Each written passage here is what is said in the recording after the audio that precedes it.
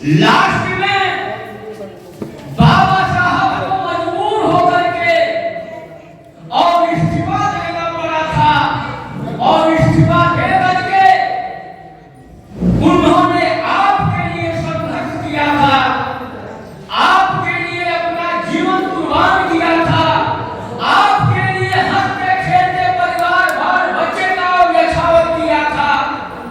आप उनके इतिहास को पढ़ करके देख लेना और जो पढ़ी लिखी महिलाएं हैं उनसे ज्यादा अपेक्षा करना है कि भाई आप जैसे हमारी बहनें जो दो सामने बैठी हुई हैं, हम इनको भली भांति खूब जानते हैं। आपका नैतिक यह कर्तव्य है कि आप जितना हो सके बहनों को समझाने का काम करें, इस बात को बताने का काम करें कि आपका आखिरी आबादी है। अगर आप नहीं चाहेंगी तो इस देश का गाड़ी नहीं चल सकता, इस देश का परिवार नहीं चल सकता। और एक परिवार चलाना देश चलाने के बराबर है। साथियों, बाबा साहब संविधान जब लिख रहे थे तो उनके आंखों से आंसू नहीं, खून की धारा बह रही थी। और आपके बिगड़ी हुई बात को बनाने के लिए उन्होंने रात दिन प्रयास किया था और प्रयास करके आज जो आपको संविधान में निर्मित जो अधिकार दिया, आज उसका अधिकार का दुरुपयोग हो रहा है। आज अभी कुछ देर पहले मैंने मंच से कहा था कि मूर्ति पर माला और विचार पर ताला, ये दोनों चीज नहीं चल सकता एक साथ। या तो दो रास्ता बने हुए हैं, एक बाबा साहब का गद्दार कहे जाने वाले लोग होंगे और एक बाबा साहब का वफादार कहलाने वाले लोग होंगे। आप दो रास्ता में एक रास्ता तय कर लीजिए, आप किस रास्ता पर चलने वाले लोग हैं। और यहाँ दो तरह के लोग हैं, एक बाबा साहब को मानते हैं और एक बाबा साहब का मानते हैं।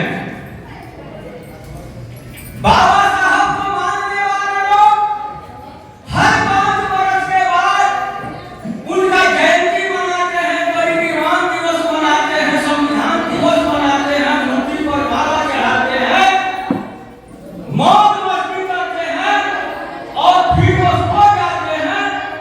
और बाबा साहब का दिया हुआ अमोघ शस्त्र जो एक वोट का अधिकार है, वो 5 वर्ष के बाद जब आता है तो आप